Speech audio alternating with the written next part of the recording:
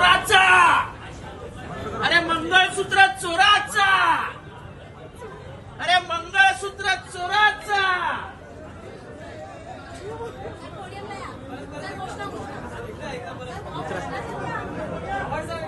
आवाज खाली आणि हात वर केला तर सांगतोय तुम्हाला, शहाणपणा करू नका। बोलता येईल असं तर बोलायचं नाही, कळलं का? चला बाहेर तुम्ही तिथे। आमदारावर आवाज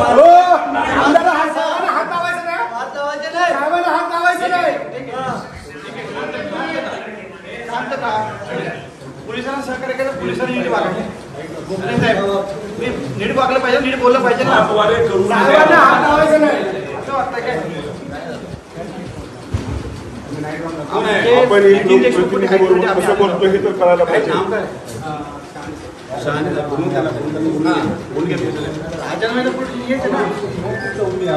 चौकी नाही पोलिसांना आमदारला आणलं जाते आणि त्याची असणारी दखल घेतली जाते काय? तुम्ही साधे पीएस आहेत असं हात बी दुकान बोलताय, एक रिस्पेक्टिव्ह बोलणं सुद्धा गर्दी झालेली आहे। आम्हाला इथे आहोत ना, आम्ही इथे बसून घेतो।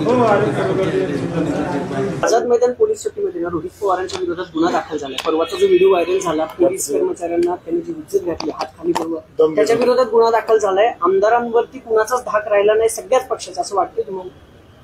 आमदारांवरती काय म्हणजे आमदारांवरती धाक राहिला नाही का, कंट्रोल राहिला नाही का? कारण जे विधानसभेत झालंय त्यानंतर रोहित पवारांवरची कलम लावली, आमदारांनी ज्या पद्धतीने वागायला पाहिजे ती जबाबदारी विसरलेत का?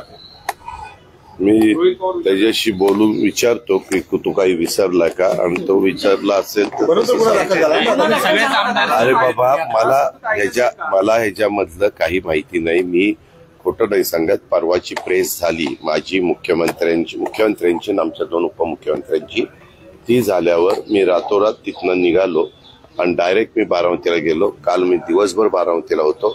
आजची ही मीटिंग आम्हाला घेणं क्रमप्राप्त होतं, त्याच्यावर मी दुपारीपर्यंत काही इतर तालुक्यातली कामं सगळी उरकली आणि 4 वाजल्यापासून आल्यापासून इथंच आहे।